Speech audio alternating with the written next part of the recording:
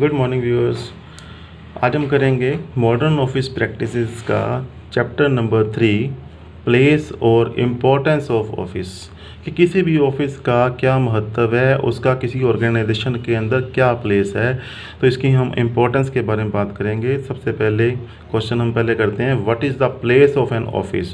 कि office is very important place, a very important part of business. Without office we cannot imagine the future of the business.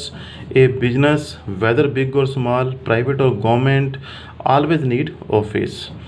Work of office start with the planning of the operation to put them in the operation. It is rightly said, the office to a business what a mainspring to a watch. तो इसमें इसका मतलब मैंने सारा क्या बोला है कि ऑफिस इतना ज़्यादा इंपॉर्टेंट पार्ट है किसी बिजनेस का कि इसके बिना हम किसी भी बिजनेस को इमेजिन ही नहीं कर सकते। कि अगर कहीं पे कोई बिजनेस की बात करते हैं, इट मीन्स कि वहाँ पे उनका कोई ना कोई ऑफिस ज़रूर होएगा, चाहे वो छोटे लेवल का है, चाहे बड़े लेवल का बिजनेस है, चाहे वो प्राइवेट सेक्टर का है, चाहे वो गवर्नमेंट सेक्टर का है, सभी को एक ऑफिस की ज़रूरत पड़ती ही पड़ती है। ऑफिस का इतना ज़्यादा काम शुरू होता है कि प्लानिंग, जस्ट प्लानिंग से शुरू होकर जब तक उन्होंने उनको एक्शंस के अंदर नहीं लेके आना, ऑपरेशन को शुरू नहीं करवा देना, वो सारे काम के लिए क्या ज़रूरत है, हमें ऑफिस की। तो इसलिए ये बड़ा राइटली किसी ने कहा है कि जिस तरह से किसी घड़ी के अंदर उसका जो मेन स्प्रिंग होता है, जो धीरे धीरे वो खुल के सुइयों को घुमाता है, उसी तरह से किसी भी बिजनेस के अंदर ऑफिस का महत्व है। So it is the simple question. उसके बाद आ जाएगा कि what is the importance of an office. Importance के अंदर हमने देखना है कि जैसे हम पिछली बार भी जो पहले लेसन 2 किए हैं, उनके अंदर भी हमने यही कहा है कि ये एक तरह से बड़ा इंफॉर्मेशन का सेंटर है कि हर तरह की इन्फॉर्मेशन को रिसीव करता है, प्रोसेस करके, स्टोर करके और उनको डिस्ट्रीब्यूट करता है। तो सबसे पहला वही इन्फॉर्मेशन सेंटर की तरह काम कर रहा है कि hold all the data of the past, present and planning of the future. के पिछले टाइम का और जो मौजूदा टाइम है उसका सारा डाटा ये संभालता है, और आगे फ्यूचर की जो प्लानिंग्स के सारा जो रिकॉर्ड है वो सारी इन्फॉर्मेशन किसके पास है, ऑफिस के पास। सेकंड आ जाता है कंट्रोल, या इसको कहते हैं मैनेजरियल कंट्रोल। तो जहाँ पे भी कंट्रोल का नाम आ जाता है, ये आज तीसरी बार आया है, तीसरा लेसन है और 3 बार ये का नाम आया है। तो कंट्रोल का मतलब यही है कि पहले स्टैंडर्ड्स को सेट करना, फिर एक्चुअल परफॉर्मेंस को मेज़र करना, फिर उन दोनों की डेविएशन चेक करना, उनके अंतर को पता करना, और उसके बाद ये अंतर क्यों आया है उसके लिए करेक्टिव एक्शंस लेना।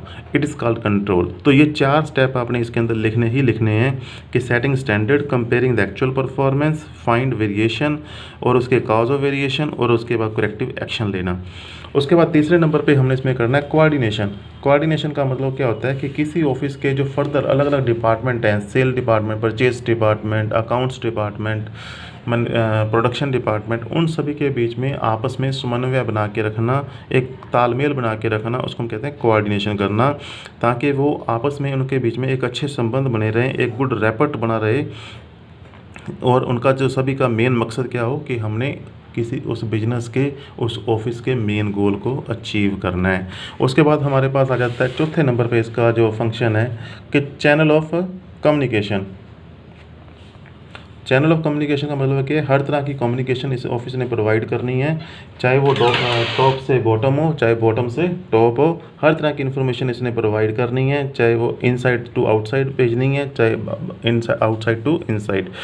आगे आ जाएगा हमारे पास इंपॉर्टेंस इसकी क्या है, शेयर होल्डर के लिए, वर्कर्स के लिए, कस्टमर के लिए और जनरल पब्लिक के लिए। तो सबसे पहले हम देखते हैं कि शेयर होल्डर क्या होते हैं, किसी कंपनी के ओनर्स, उनके मालिक, ठीक है। तो उनके लिए क्या इंपॉर्टेंस है कि ये एक तरह से एक लिंक का काम करता है between the office and share holder. इसने हर तरह की इन्फॉर्मेशन उनको देनी है कि हाँ कैसे, अब कब आपको जो प्रॉफिट का हिस्सा, जिसको हम डिविडेंड बोलते हैं, कि आपको प्रॉफिट का हिस्सा कितना मिलेगा, आपको आगे मीटिंग्स कब कब होनी है, नोटिस ऑफ मीटिंग देना उनको, फिर ट्रांसफ़र ऑफ शेयर्स, कि उनके जो शेयर्स हैं एक बंदे से दूसरे पर्सन को ट्रांसफ़र कैसे करवाने हैं।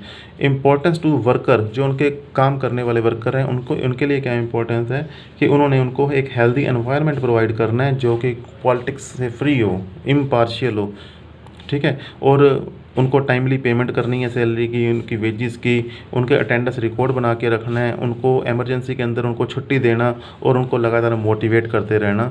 तो उस सभी कामों को किसने करना है? ऑफिस ने।